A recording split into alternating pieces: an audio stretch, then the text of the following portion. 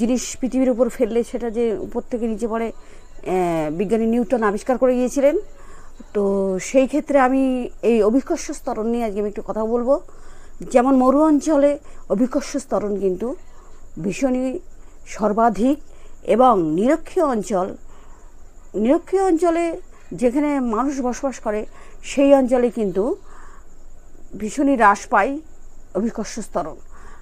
এছাড়া যত উপরে ওঠা যায়, মানে যত সমুদ্রের পৃষ্ঠ থেকে উপরে উঠে যায়, ততই কিন্তু অভিকর্ষ স্তরণ হ্রাস পায়। যেমন সি বিচ বা সমুদ্রপৃষ্ঠ বলা যায় বা সমুদ্র তটও বলা যায়। এছাড়া ভূগর্ভস্থ শিলায় কী হয়, আমরা পৃথিবীর ভিতরে বিভিন্ন পাত দিয়ে শিলা দিয়ে সৃষ্টি, তো সেই শিলা যেখানে আছে সেখানে কিন্তু সব তারতম্য এক নয়।